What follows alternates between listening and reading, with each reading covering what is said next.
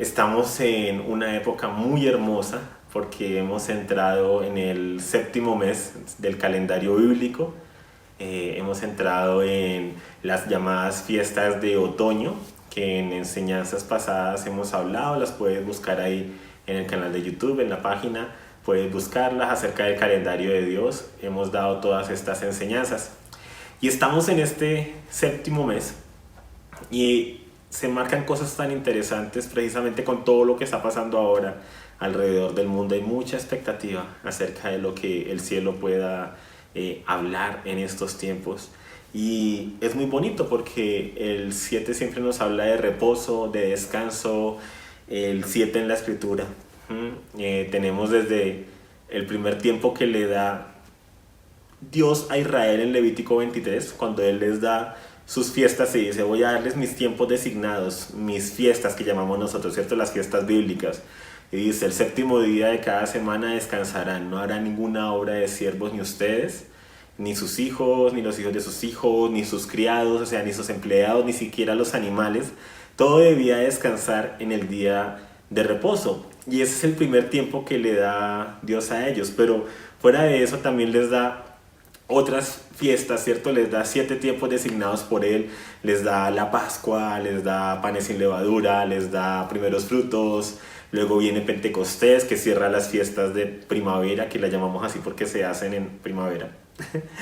Y luego pasan los meses y llegan las fiestas de otoño, ¿cierto? Y se da el Yom Teruah, que es el que se celebró hace poco, que es el primer día del séptimo mes, el día de trompetas. Luego a los 10 días del séptimo mes se celebra Yom Kippur, el día de expiación o día de perdón de los pecados.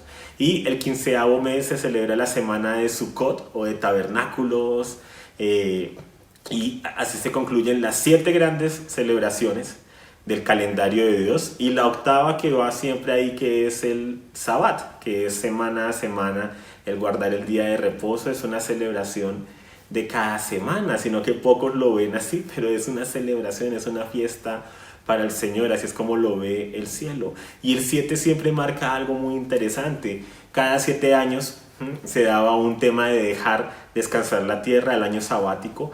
Cada 7 años se debía dejar descansar la tierra durante ese año, no se podía cosechar, se debían dejar descansar a los animales, se debía dejar descansar el terreno y demás. Pero no solamente esto, sino que cada 7 ciclos de 7 años, o sea, cuando han pasado 49 años,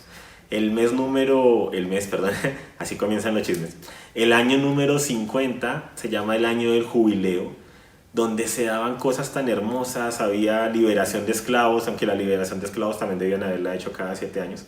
Pero había fuera de eso el retorno de la tierra a sus dueños originales, porque la tierra en Israel no le pertenecía a los israelitas, le pertenecía a Dios y a quien Dios se la había designado.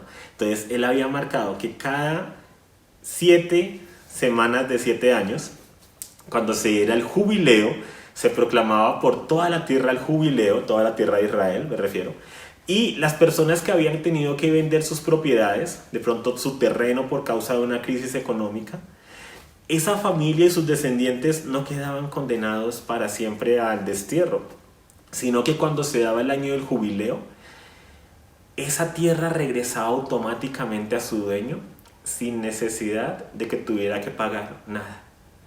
Por eso era el jubileo, la celebración. Había también liberación de esclavos, bueno, había el perdón de las deudas. Entonces toda deuda que tuviera una persona ese año era perdonada, era un reseteo, un verdadero reset, ¿sí? Una manera de comenzar de nuevo.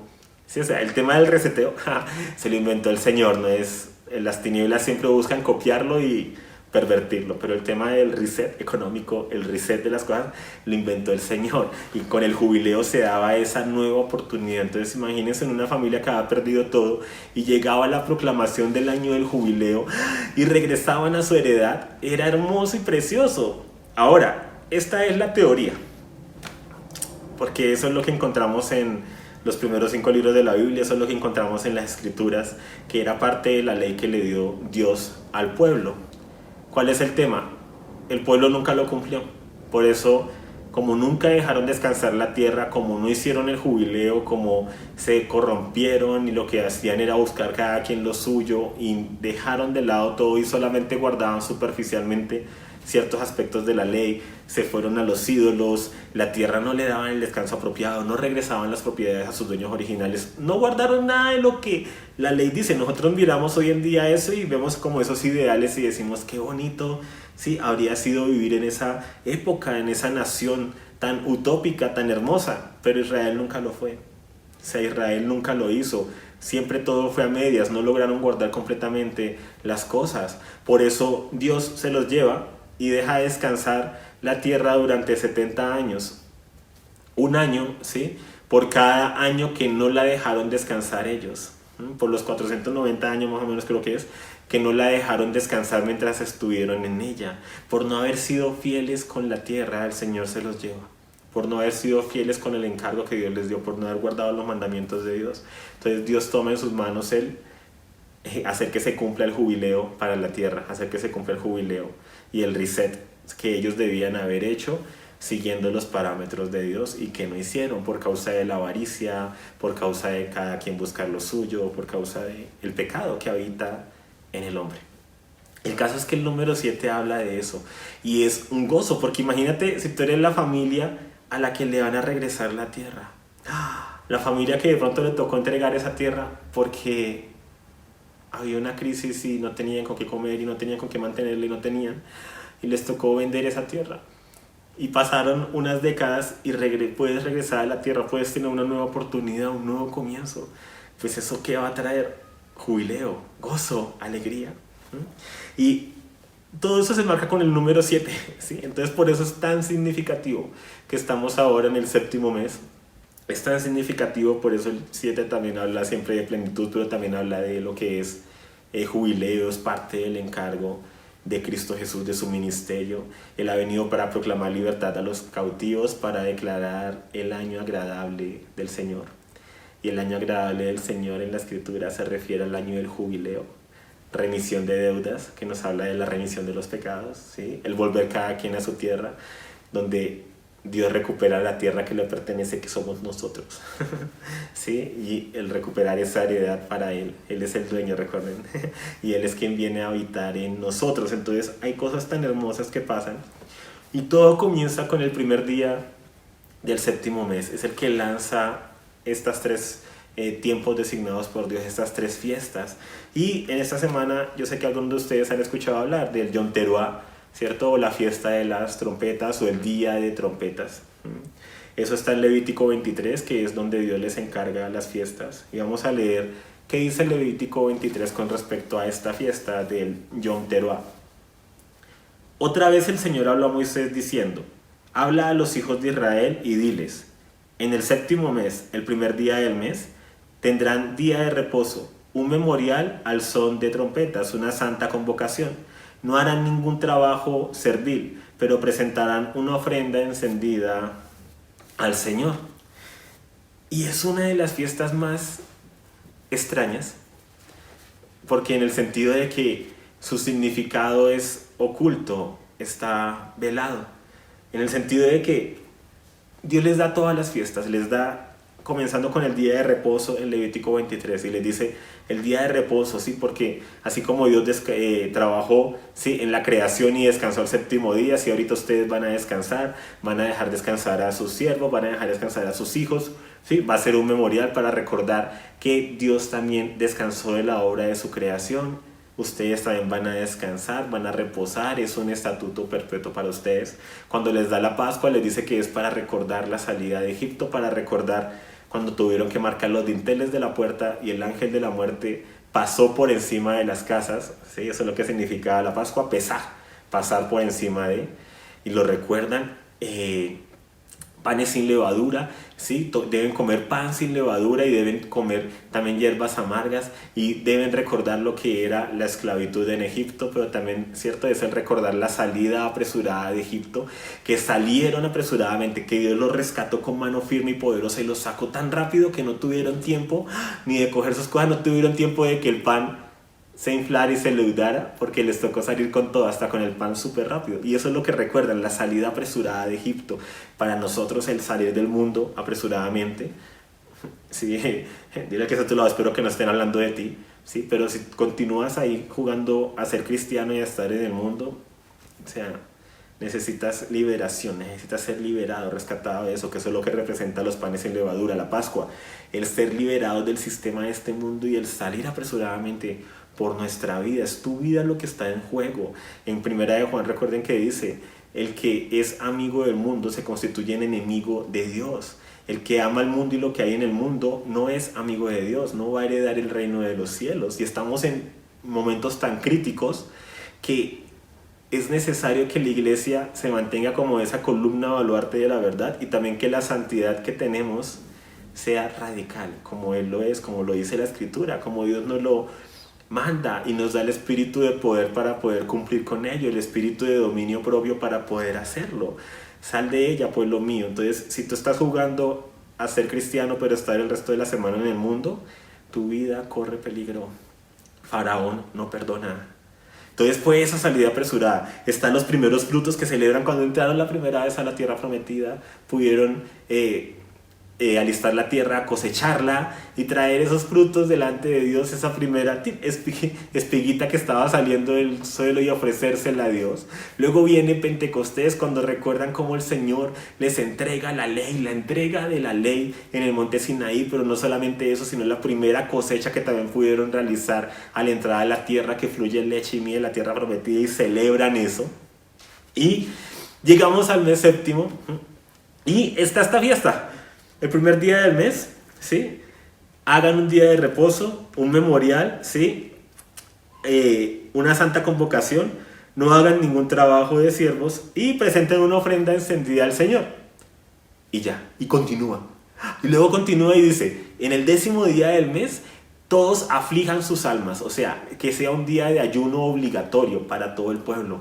El día 10º, el día del Yom Kippur, el día del perdón, ¿sí? Y van a hacer unos sacrificios. El sumo sacerdote, por primera vez en el año y una vez al año, es el día en que puede entrar al lugar santísimo para ofrecer la sangre, ¿sí? Por los pecados del pueblo, delante de la presencia de Dios. Se toman los 2 cabritos, se echan suertes. Uno se manda al desierto y otro se utiliza para el sacrificio, representando, ¿cierto?, el sacrificio perfecto de Cristo, que es el que nos permite entrar hasta la misma presencia de Dios. Pero es donde ellos obtienen el perdón de sus pecados, donde recuerdan que Dios los ha reconciliado consigo mismo, que los ha hecho sus hijos, que ahora pueden entrar por medio de esa sangre y de ese sacrificio al lugar de la presencia de Dios.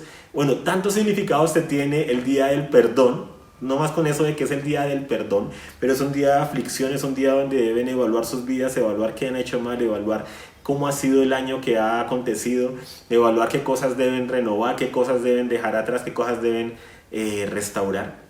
Y es un día con significado. Y vamos al 15º día de ese 7º mes y está la fiesta del Sukkot durante una semana, donde salen de sus casas y duermen en carpas, hacen las sukkahs, ¿cierto? Los tabernáculos donde van las familias y duermen, ¿sí?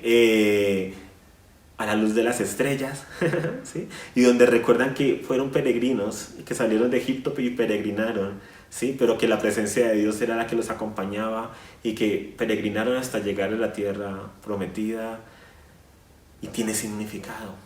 Y así cada uno de los tiempos tiene significado, pero en medio de los que mencioné está que es tan sencillo. O sea, esta otra fiesta era 7 días, panes sin levadura también, o sea, todas tienen sus cosas, sus significados muy claros, pero la de el día que llamamos Yom Kippur, así comienzan, Yom Teruah, ¿sí? El día de trompetas, es una fiesta con un significado que no había sido revelado. Simplemente el Señor les dice, en el primer día del 7º mes, tengan un día de reposo, un memorial al son de trompetas, una santa convocación. No harán ningún trabajo servil, pero presentarán una ofrenda encendida al Señor. Una ofrenda encendida al Señor es un holocausto. Un holocausto es una ofrenda, un sacrificio. Se sacrificaba un animal, se colocaba en el altar. Y cuando se habla de holocausto o encendido, se refiere que se le deja que se encienda en el fuego hasta que se consuma por completo, sin rescatar nada, sino que se consuma completamente. y todo lo que se coloca en el altar es para el Señor. Ahí tenemos que pensar cuando el Señor dice en Romanos 12, 1 y 2, presenten sus cuerpos como sacrificio vivo, santo, agradable a Dios, que es su culto racional. Dile a la persona que está a tu lado, tú eres el sacrificio vivo, santo y agradable a Dios. Pero ese es motivo de otra historia. Si vamos a Números 29, nos amplía un poquito más el tema de lo que se hacía en este séptimo mes. Dice, Números 29, 1. En el séptimo mes, el primer día del mes, tendrán también santa convocación. No harán trabajo de servir. Será para ustedes día de tocar las trompetas. Y ofrecerán un holocausto con aroma agradable al Señor. Un novillo, un carnero, 7 corderos de un año sin defecto. Y su ofrenda de cereal, flor de harina mezclada con aceite.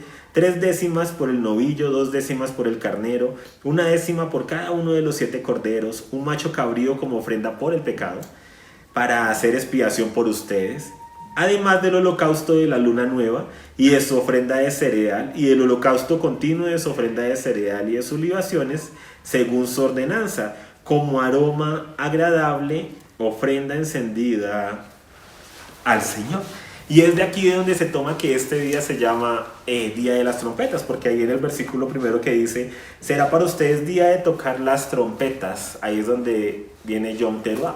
Yom significa día. Mira que a tu lado. Oh, Yom significa día. Claro, por eso Yom Kippur, día del perdón o día de expiación. Oh, Yom Teruah, día del Teruah. ¿Qué es Teruah? Según las traducciones, trompetas. Pero resulta que esa palabra, muchos concuerdan en que sí, la mayoría concuerdan en que es mucho más profunda y más allá que una trompeta. Resulta que esa palabra teruah significa júbilo, alarma, gritos, clamor, aclamación de gozo. Lleva consigo el gozo, la felicidad. Lleva consigo un grito de guerra. Lleva consigo el estruendo de trompetas también. ¿Pero por qué un estruendo de trompetas? Porque se tocaban trompetas cuando había júbilo, cuando había alarma también, cuando habían gritos, cuando había clamor, cuando había aclamación de gozo, cuando había un grito de guerra. ¿Qué hacían los ejércitos? ¡Ah! Todos gritando. Sí, todos emocionados y gritando y se tocaban las trompetas. Sí, pero también cuando había una celebración, había una gran fiesta, había una boda, se gritaba, se celebraba con música, sí, y demás, con estruendo. Cuando se aclamaba y cuando llegaba este día era un día de júbilo, de grito, de aclamar con gozo. Y eso es lo que significa este día. Es un día para aclamar con gozo, de gozo. Y esto es tan profundo y tan hermoso, y esto es tan significativo, que en Nehemías 8 tenemos una historia muy interesante. Nehemías 8 acontece cuando Nehemías y Esdras regresan a Jerusalén después del exilio y empiezan a hacer la obra de reconstrucción de las murallas de Jerusalén, la obra de reconstrucción del templo y todo lo demás. Se encuentra el libro de la ley. Y Nehemías 8 nos cuenta una historia muy interesante. Me interesa aquí. Nehemías 8 dice: se reunió todo el pueblo como un solo hombre en la plaza que estaba delante de las puertas de las aguas. Y pidieron al escriba Esdras que trajera el libro de la ley de Moisés que el Señor había dado a Israel. Entonces el sacerdote Esdras, nota al pie de página sobre Esdras, que es muy bonito. Esdras es uno de los descendientes de Sadoc. Si no sabes de quién es Sadoc, te invito a que puedas verificar la enseñanza en la página también de los hijos de Sadoc, donde hablamos de las 3 clases de servicio que hay. Hay personas que les sirven a los demás y que su enfoque en los demás, que aún en el nombre de Dios, a veces colocan a Dios en segundo lado por servir a otros y su enfoque termina siendo las personas. Y es un servicio que está enfocado a las personas y al servir a los demás, y hay que pensar en la gente y todo gira alrededor de la gente.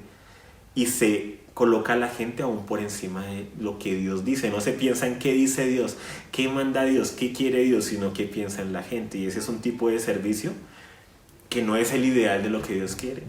Hay otro tipo de servicio que es el servicio a la casa, que representa la iglesia, el servir en la congregación, el servir a las cosas de la congregación, el servir a la gente de la congregación, el servir en las cosas de la congregación, lo que hacemos nosotros en este momento de predicar, de sí, estar ayudando a los que ayudan en producción, en la alabanza, en los siervos del templo, todo ese servicio a la casa, ¿sí? Pero ¿qué pasa? Cuando eso se coloca por encima de Dios, es donde hay un problema. Y hay un tercer nivel de servicio, un servicio más santo y sagrado, que es el de los hijos de Sadoc, que es los que le sirven al Padre, cuyo punto de referencia es Dios, cuyo centro es Dios, cuyo centro es servirle a Él, los que le sirven en intimidad, los que le alaban aunque nadie los esté viendo, los que oran aunque nadie los esté viendo, los que no necesitan un día donde estén las cámaras encendidas para orar, para alabar, para hablar con el Padre, donde cuando está todo apagado y nadie los está viendo, están sirviéndole al Padre. Y que ese servicio en intimidad al Padre, de servirle a Él, es ahí donde escuchan su voz y Él los manda a servir a la casa, Él los manda a servir a otros, pero pensando siempre primero en lo que el Padre quiere, en los intereses del Padre. Perdón, es que el tema de los hijos de Satán acá en mí, como se los dije, ¿sabes? Es muy hermoso. Los invito a que, si has sido desjuiciado con las enseñanzas y no la escuchaste, la puedas escuchar. Y si ya lo hiciste, la puedas recordar porque es hermosa. Somos llamados a ser de esa generación Sadoc, que no le sirven a las personas por encima de Dios, no le sirven al templo por encima de Dios, sino que le sirven al Padre, y de ahí parte nuestro servicio a los demás de acuerdo a la voluntad del Padre. Y Esdras era uno de esos hijos de Sadoc. Y dice versículo 2, Esdras trajo la ley delante de la asamblea de hombres y mujeres, de todos los que podían entender lo que oían. Era el primer día del mes séptimo. O sea que, ¿qué se estaba celebrando?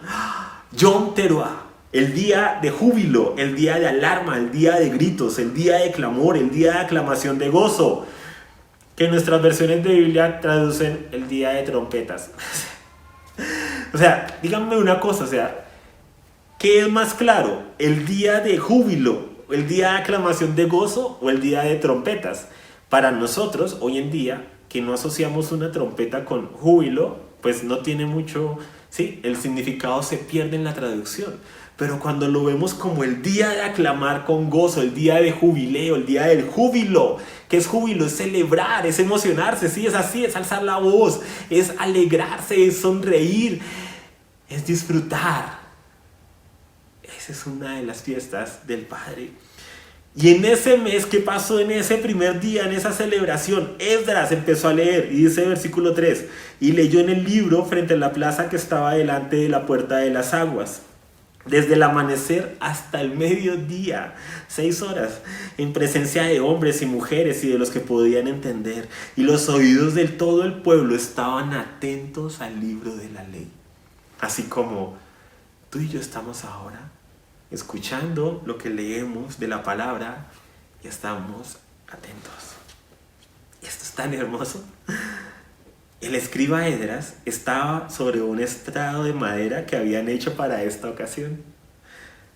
Y junto a él, a su derecha, estaban, y empieza a mencionar, ¿sí? Matatías, Semanías, Urías, ¿lo recuerdan? Hilcías, el viejo Hilcías, claro, cómo no iba a estar ahí.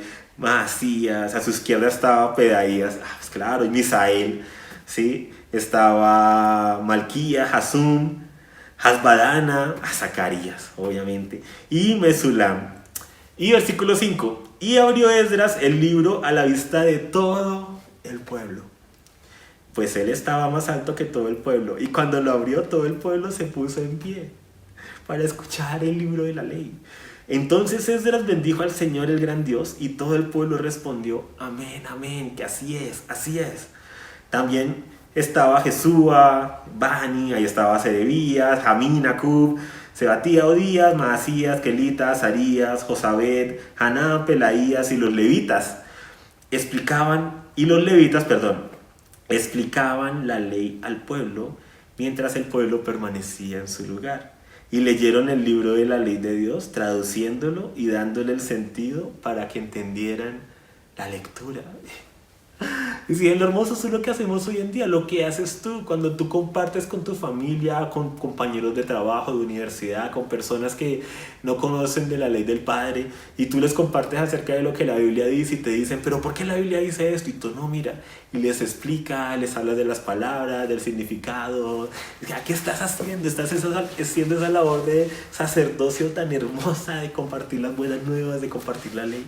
Y es lo que estaba pasando en este día. Ahora, ellos venían del exilio, ellos venían de afuera, algunos habían estado ahí en Jerusalén, pero estaban reconstruyendo su ciudad, estaban reconstruyendo lo que se había perdido, estaban recobrando lo que era la ley, habían encontrado el libro de la ley.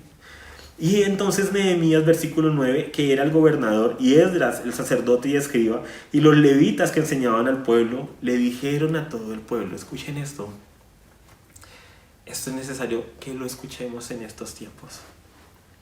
Este día es santo para el Señor su Dios. No se entristezcan ni lloren, porque todo el pueblo lloraba al oír las palabras de la ley. O sea, el pueblo estaba escuchando la ley por primera vez en décadas, si no es que más.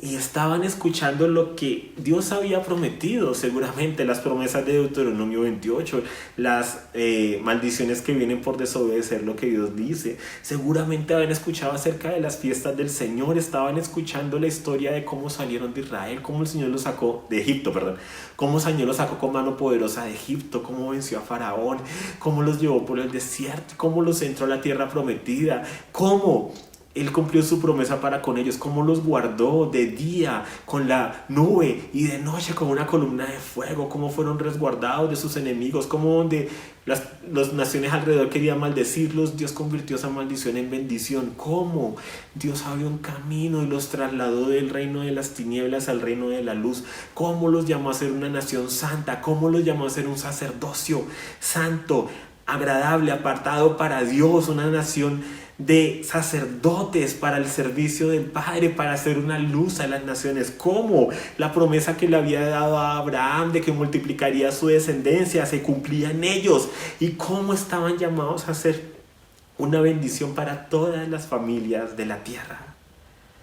Cómo debían ser un faro de luz, cómo debían guardar los estatutos del Señor, cómo debían guardar los sábados, cómo debían de guardar el jubileo, cómo debían gozarse en las fiestas del Señor, cómo debían gozarse en los días en que hay que gozarse, cómo debían ayunar y arrepentirse en el día que había dedicado para ello, cómo debían compartir las buenas nuevas con otros, cómo debían ayudar al pobre, a la viuda, al menesteroso, cómo estaban llamados a no ser egoístas y hasta lo último de su sueldo gastárselo en ellos mismos, sino dejar parte de su terreno, parte de sus ganancias para el pobre, para la viuda, para el huérfano, para el inmigrante extranjero en necesidad. Cómo debían ser los primeros en ir en pos de la justicia y de la misericordia, hacer justicia y amar misericordia, amar a los que Dios ama, amar a los débiles, ser los padres de los huérfanos, ser esposos para las viudas. Y obviamente no habían hecho nada de eso, en su gran mayoría. Entonces el pueblo comienza a llorar, porque comienzan a recobrar su identidad.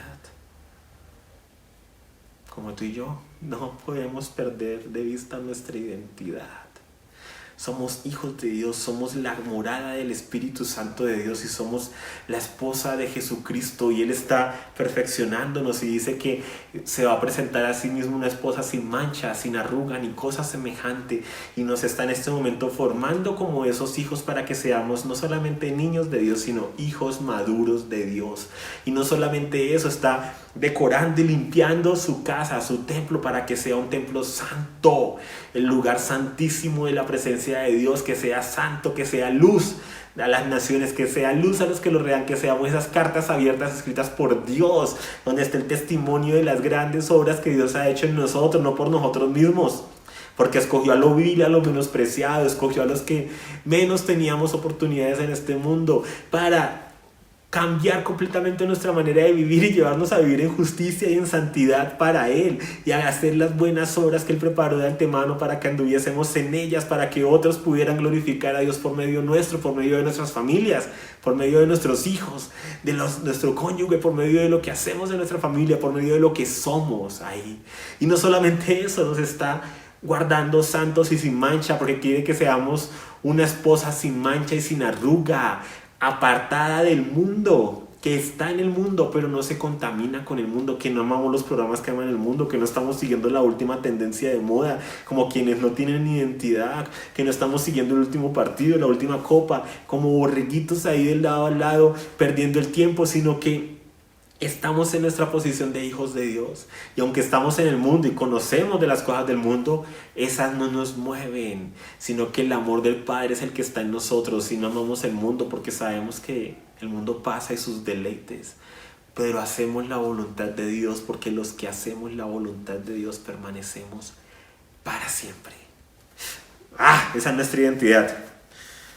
Vívelo, créelo y vívelo en el nombre de Jesús. Y aquellos que lo están viviendo, perseveren hasta el final. Nos toca perseverar, porque esto no es de estarlo viviendo hoy, ayer, esta semana o el año que ya pasó. Esto es acerca de perseverar hasta el final. Es una carrera, una maratón, y es larga. Es hasta el final, como la canción. Hasta el final. Y entonces estaban recobrando su identidad, pero también estaban cayendo en cuenta de cuánto habían caído, que no eran lo que la escritura decía que debían ser, que no habían sido fieles, con el encargo de Dios, y comenzaron a llorar. Es lo que nos dice aquí. Pero es muy interesante, o sea, Esdras y Nehemías, en vez de ponerse a llorar con ellos, les dicen: este es un día santo para el Señor. O sea, les dice: aún en el nombre del Señor podemos hacer de nosotros el centro. O sea, ellos no estaban viendo el Señor, no estaban viendo que ese día era para el Señor. En el día del Señor, con una bonita intención, estaban llorando por sus pecados, pero estaban mirándose a sí mismos y no mirando lo que el Señor estaba diciendo y haciendo ese día, y que ese día es santo para el Señor. Y así nos pasa muchas veces en nuestro caminar. Aún en el nombre de las cosas de Dios podemos hacer del hombre el centro. Miren que es muy interesante, les dice: no se entristezcan ni lloren. O sea, hay un tiempo para todo, y este no es el tiempo de entristecerse ni de llorar. Dicen, porque todo el pueblo lloraba al oír las palabras de la ley. Y les dice: no se entristezcan ni lloren. ¿Por qué? Porque imagínense en eso. Imagínense celebrar el día de júbilo, el día de aclamación, de gozo, y todos: somos unos viles pecadores, perdónanos, Señor, perdónanos. O sea, eso suena muy interesante y muy bonito, pero iba en contra del espíritu de lo que Dios quería impartir ese día. Iba en contra de la voz que Dios quería declarar en el cielo. Iba en contra de la identidad que Dios quería colocar en sus hijos para ese día. Era un espíritu que parecería de arrepentimiento, pero que podría llegar a ser de remordimiento, y simplemente convertir una fiesta, una proclamación, un tiempo de alegría para Dios, de Dios, por Dios y para Dios, en algo centrado en el hombre y en algo lúgubre. Y miren que es lo que tendemos a hacer nosotros por causa de nuestra herencia católica, y por causa del tema del sacerdocio ahí malinterpretado y demás. ¿A qué me refiero con eso? No se lo pierda en unos momentos.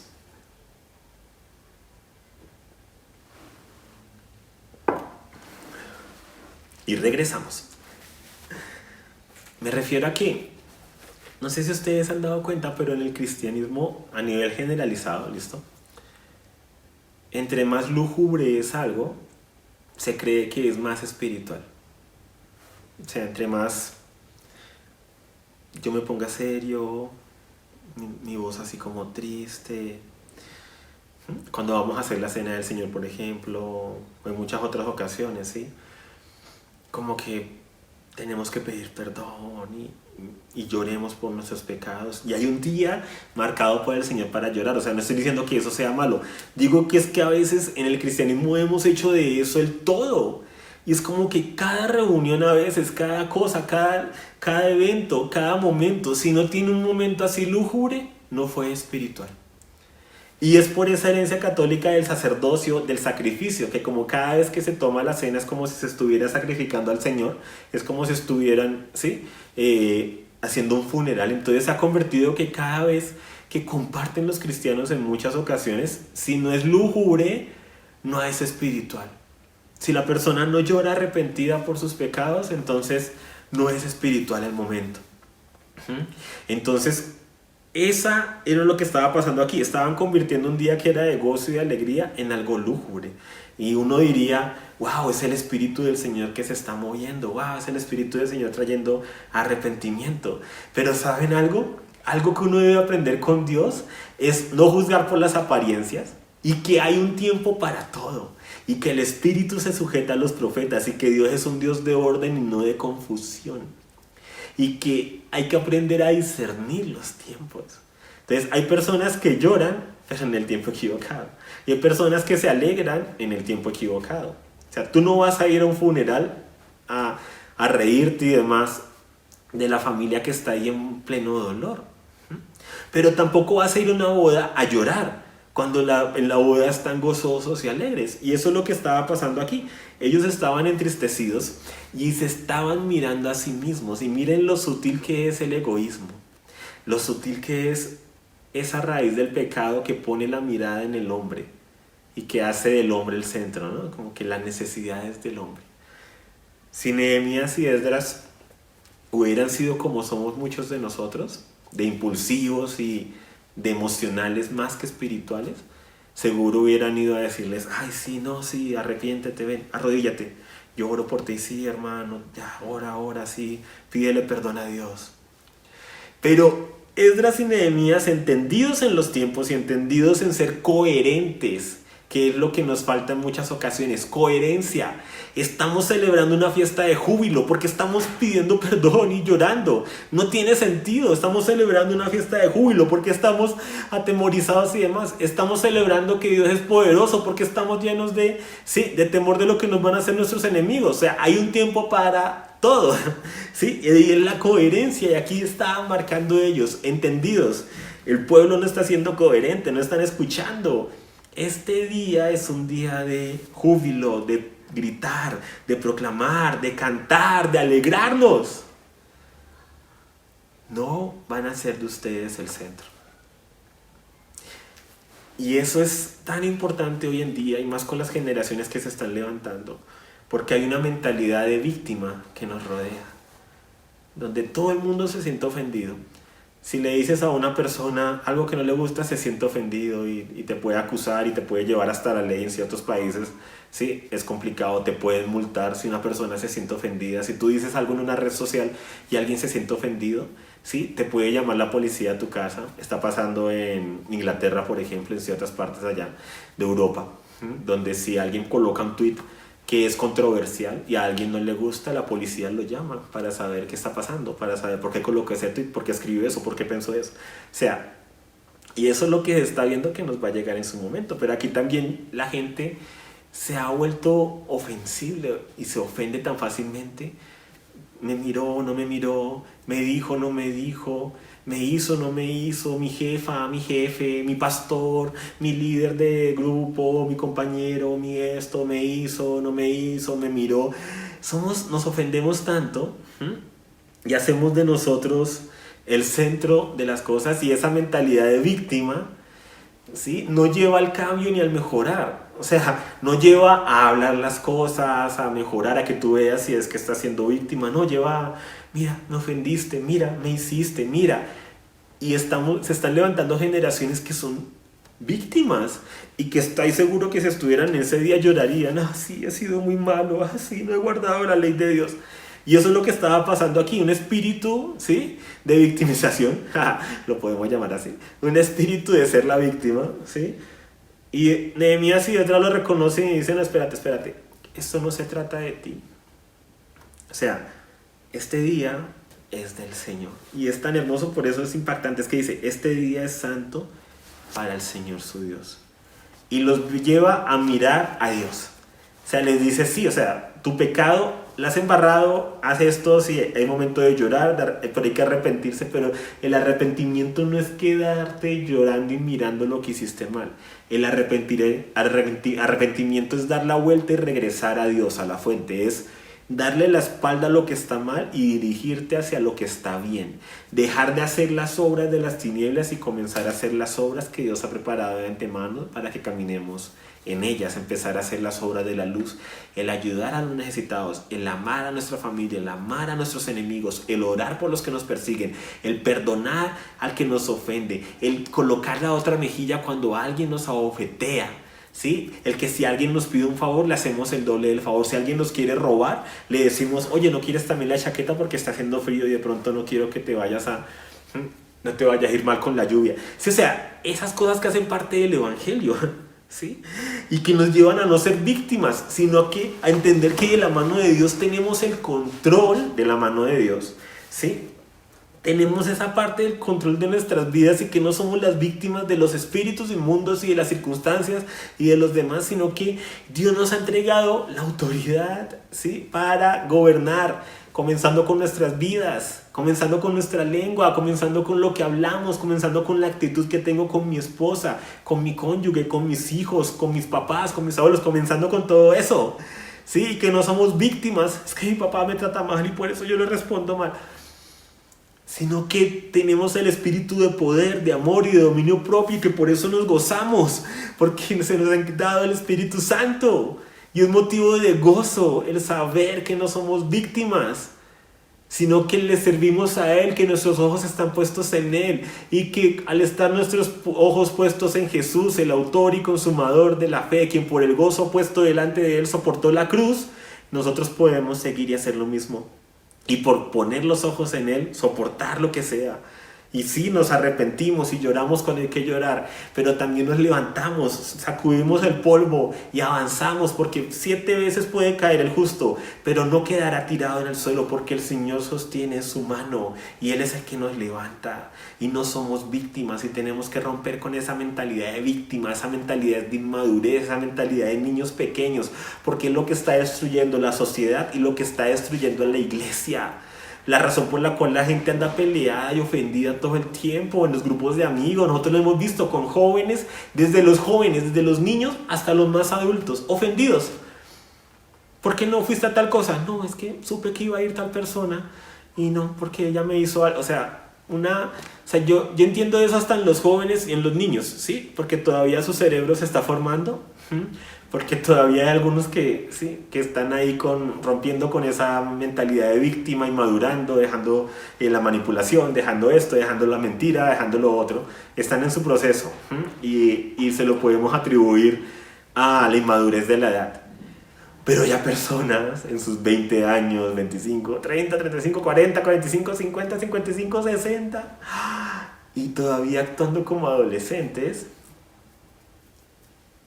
algo está haciendo muy bien Satanás, sí, para tener a la iglesia sumida en ser la víctima de las circunstancias, en ser la víctima de los demás.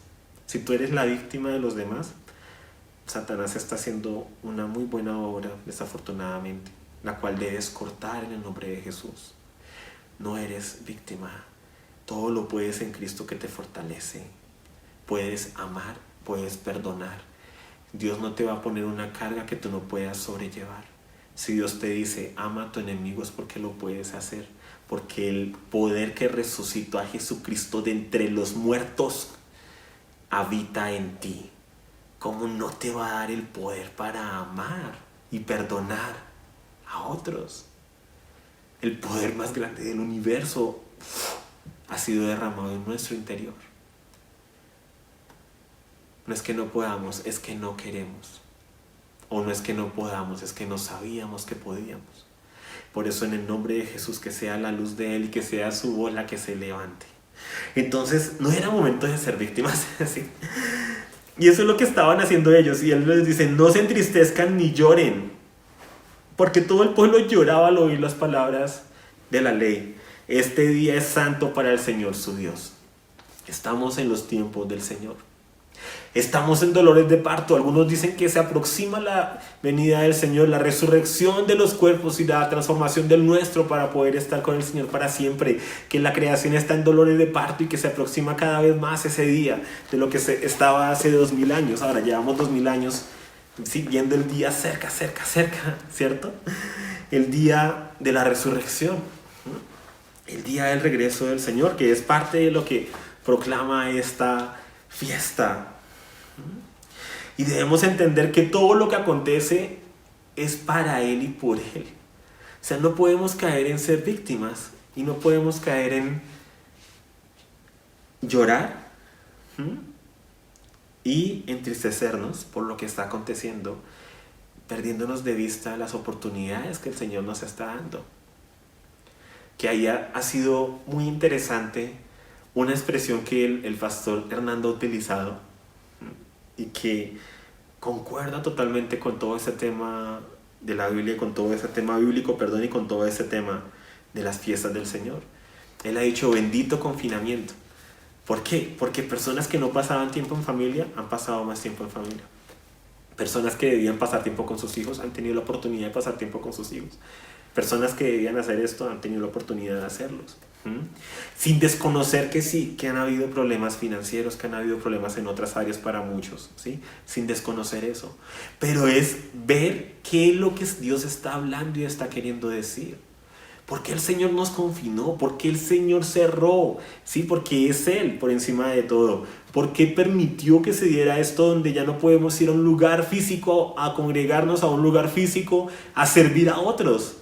¿Será porque nos quiere enseñar, como los hijos de Sadoc, a servirlo a Él en la intimidad?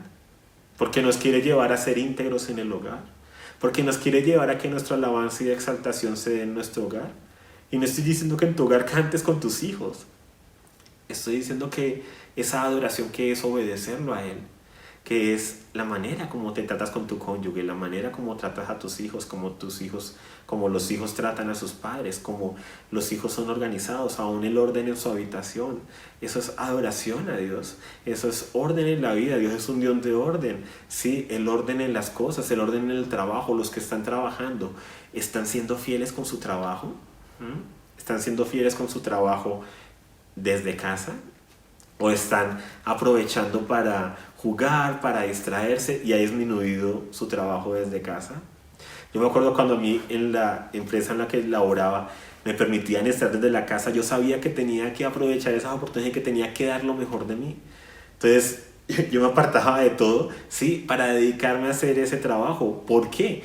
Porque sabía que eso estaba hablando de Dios, estaba hablando también de mí y que estaba sentando un precedente. O sea, si yo quería estar en casa con mi familia, pues debía portarme bien estando en casa. Entonces cuando me mandaban a hacer home office, cuando estaba en la casa haciendo trabajos desde la casa, procuraba hacerlo aún mejor, ¿sí? De lo que lo hacía en la oficina, para que se notara el rendimiento y para que, ¿sí?, mis jefes pudieran decir, wow, o sea, vale la pena mandarlo a la casa porque no es como que se baja el rendimiento. Y muchas personas ahora, en vez de estar aprovechando este tiempo para dar lo mejor de sí, están dando menos. Y eso está mal porque debemos de ser coherentes en nuestro hogar. Eso es dar ejemplo en nuestra empresa, dar ejemplo a nuestros empleadores, dar ejemplo a los de nuestro alrededor. Y muchas cosas así.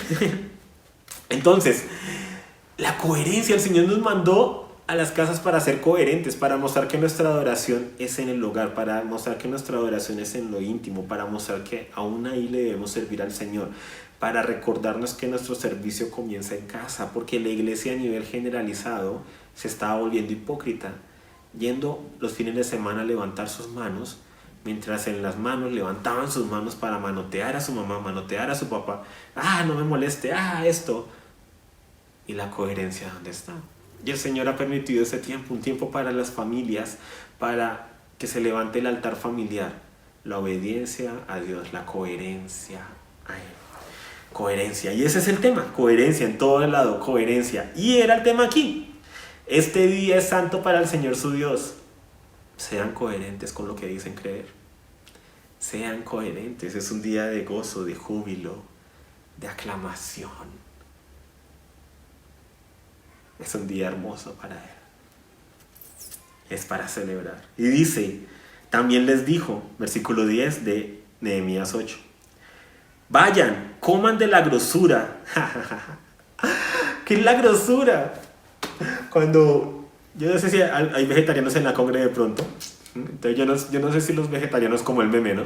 No sé si cuando ustedes piensan en cierta fruta o verdura se les hace agua a la boca, pero si es así, cuando uno carnívoro que le gustan los asados piensa en un pedazo de churrasco, un pedazo de carne, ¿sí? Y tiene la grosura, ¿sí? Tiene la cosita de grasa. Pastor, lo estoy hablando por la Biblia, porque en la Biblia está. Bueno, no me vas a decir que porque estoy hablando de la grasa. Es que nuestra pastora está súper fitness hoy en día, entonces nos toca tomar ejemplo.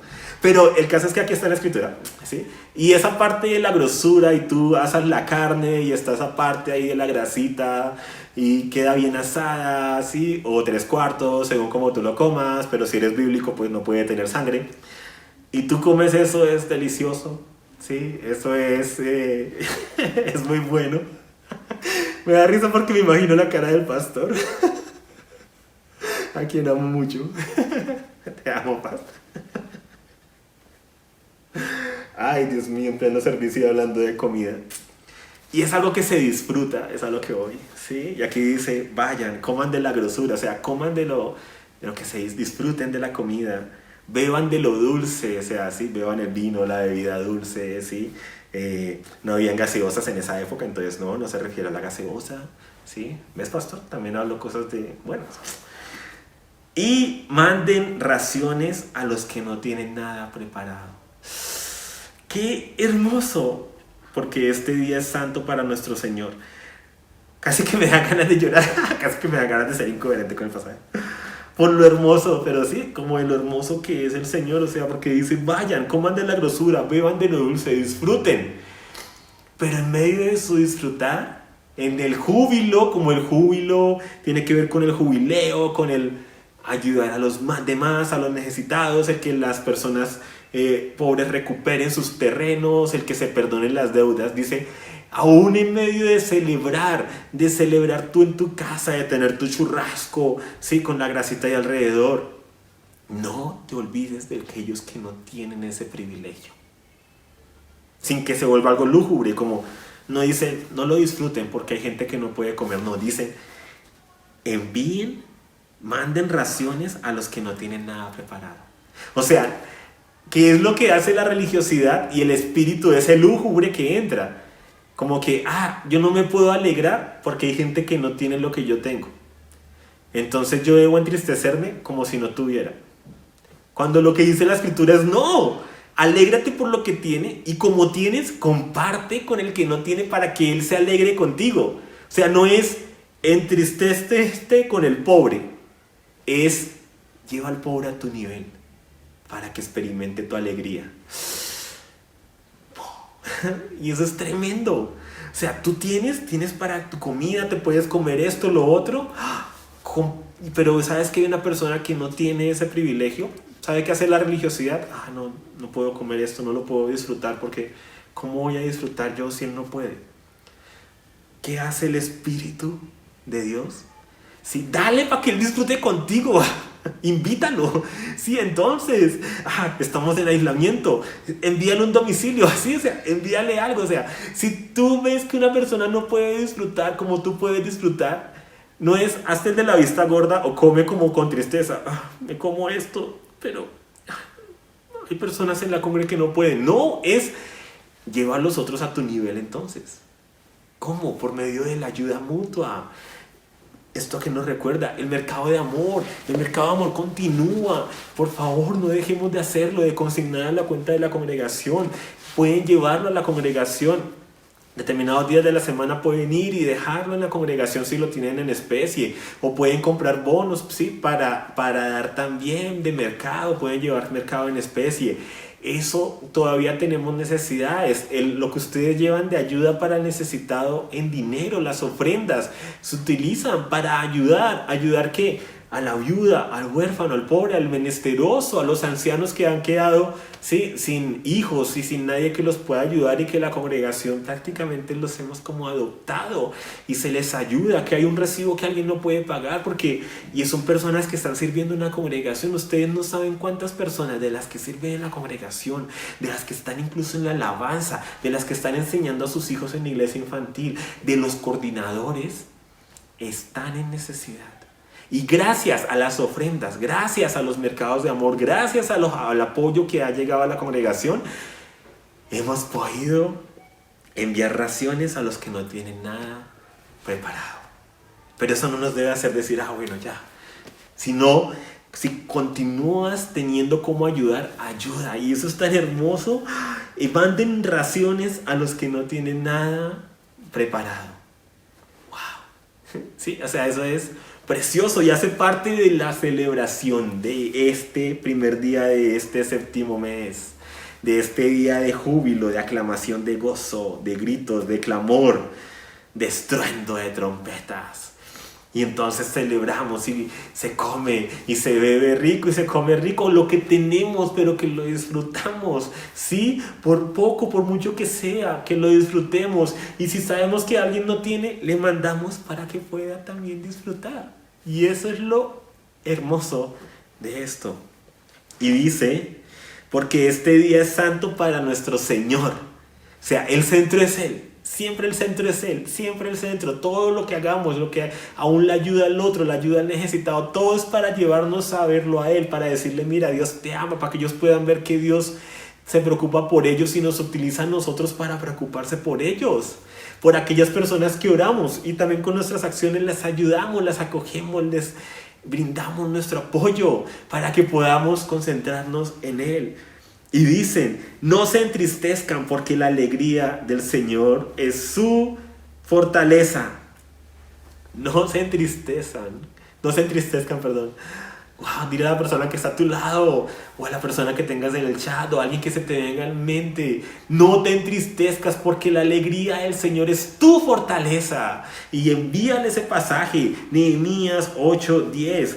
Porque la alegría del Señor es nuestra fortaleza, no se entristezcan. Versículo 11. Y los levitas calmaron a todo el pueblo diciendo, callen, porque el día es santo, no se entristezcan. Se pusieron serios, ¿sí? Serios se pusieron con el pueblo. ¿Y qué hizo el pueblo? La mentalidad de víctima. Rompieron en el nombre de Jesús con eso. Y así es como a veces tenemos que hacer con nuestra alma. Cuando nuestra alma, en tiempos de gozo, en tiempos de gozarnos con lo que el Señor está haciendo, en tiempos de gozarnos con la palabra de Él, en tiempos de gozarnos con Él, de alabarlo, de exaltarlo, de proclamar su nombre, nuestra alma quiere entristecerse, tenemos que decirle, calla, porque el día es santo, no te entristezcas. Y comparte con el que tiene necesidad, envía raciones, o sea, lleva a otros al nivel en que tú estás de gozo. Si ves a alguien que está en tristeza, abrázalo definitivamente, y en momentos de llorar con el que llora. Pero la idea no es quedarnos ahí, sino cuando llores con el que llore y llevarlo, ven, tomémonos algo, ven, mira esto, ven, mira lo que el Señor tiene para ti, es mucho mejor, mira hacia adelante, miremos al Señor, hay tiempo para el duelo, hay tiempo para llorar, pero ven, es tiempo para avanzar. Hay una voz que se está lanzando en los cielos, el día de proclamación, el día de trompeta. ¿Qué está diciendo el cielo? Alineémonos con esa voz. Está hablando de las familias, está hablando de la intimidad con Él. Hemos venido hablando en las últimas semanas de escuchar la voz de Dios. Y nos ha hablado el Señor ya casi durante un año. Siempre lo ha hablado, pero digo con un énfasis especial. Desde diciembre del 2019, por medio del grupo de intercesión, en Primero Dios, en las prédicas, la importancia del amor. Primera de Corintios 12, el último versículo, es que no recuerdo si es 31 o 51 porque estoy confundiendo dos pasajes. El último versículo de Primera de Corintios 12, que dice, el amor es el camino más excelente. He aquí los dones son buenos, las profecías es bueno, pero yo les voy a mostrar un camino más excelente, y es el amor. Y Primera de Corintios 14, versículo primero, termina ese pasaje del amor diciendo, sigan el amor. ¿Cuál es la voz que está clamando el cielo? Sean coherentes, anden en amor. porque esa es la señal. En el fin de los tiempos, el amor de muchos se apagará, pero el que persevere hasta el fin, ¿sí? En amor, ese será salvo. El que persevera en qué, en amar a otros, en amar a otros. Y eso es motivo de gozo, el amar a otros y que podamos gozarnos juntos y llevar a otros a amar a otros y decirle a nuestra alma, calla y ama, calla y ora, calla y da, calla y comparte. Y cuando tú te concentras en amar a otros, en amar a Dios sobre todas las cosas, en amar al prójimo, en orar por otros, en que si alguien tiene necesidad, dale una ofrenda, si no puedes ofrendar, en darle parte de lo que tú tienes, en gozarte con otros, ¿sabes algo? La mentalidad de víctima se va. Viene el gozo del Señor y dices, ¿yo por qué era que estaba triste? ¿Saben por qué viene muchas veces la tristeza? Por el desocupe, por el no tener propósito, por el no tener visión, por el no estar ayudando y dándole a alguien. Cuando estamos dándole a otros, sea espiritualmente, sea naturalmente, ¿sí? Sea aún almáticamente, cuando estamos dando a los demás, dándole a Dios, sirviéndole a Él en intimidad y sirviendo a otros, ¿saben algo? No tenemos tiempo de ser víctimas, pero cuando estamos como desocupados, nos hacemos las víctimas porque empezamos a mirarnos a nosotros mismos y decir, pobrecito yo, y todo soy yo, y yo. No se trata de ti, se trata de Él. Y versículo 12. Y todo el pueblo se fue a comer, a beber, a mandar porciones a los que no tenían y a celebrar una gran fiesta porque comprendieron las palabras que les habían enseñado.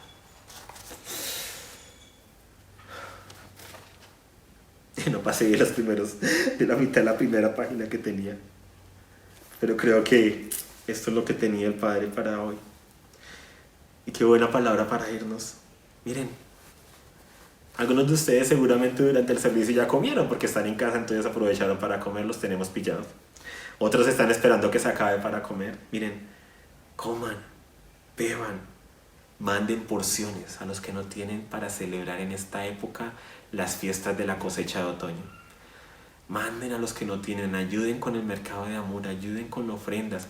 Sí, averigüen quién en su grupo de amigos tiene una necesidad entonces y ayúdenlo. Y díganle, yo te ayudo, yo te envío esto. ¿Sí? Todo aporte cuenta, todo aporte ayuda. Y celebren la gran fiesta. Pero sobre todo mi oración es que comprendan las palabras que se les han enseñado. Mi oración es que comprendamos los tiempos en los que estamos. Mi oración es que aprendamos a conocer el tiempo en el que estamos y a gozarnos de que si el Señor viene, es motivo de gozo para los justos, de tristeza para los injustos, para los corruptos, pero de gozo para los que estamos andando en justicia delante de Él, los que estamos proclamando su testimonio, los que estamos manteniendo el amor, la misericordia y el perdón en nuestros hogares y con los que nos rodean. Es motivo de gozo, decimos con la iglesia, dice Maranata, ven Señor, ven pronto, que es esa expresión que se utiliza en Apocalipsis al final para decir, ven Señor Jesús, ven, es motivo de gozo. Y miren, no, eso será para otra próxima ocasión, ¿sí? Pero miren tan bonito, el pueblo se fue a comer, a beber, a mandar porciones, a celebrar una gran fiesta, porque comprendieron las palabras que les habían enseñado. Es mi oración que después de cada prédica, en cada momento, en los grupos de amigos, en el devocional, que sean momentos de gozo y de alegría, que cuando es el momento de arrepentirse y de llorar, nos arrepintamos y lloremos. Pero cuando es el momento de alegrarnos y gozarnos, que comamos, que bebamos, que disfrutemos la vida en Cristo, que le mostremos a nuestra familia que el vivir en Cristo es un motivo de gozo, de disfrutar de las cosas sencillas de la vida, el comer, el beber, el amar a nuestros enemigos, el perdonar a los que nos ofenden, el orar por los que nos persiguen, el amar a nuestro cónyuge, el perdonar a nuestros hijos, el amar a nuestros padres, el honrarlos, el disfrutar con ellos.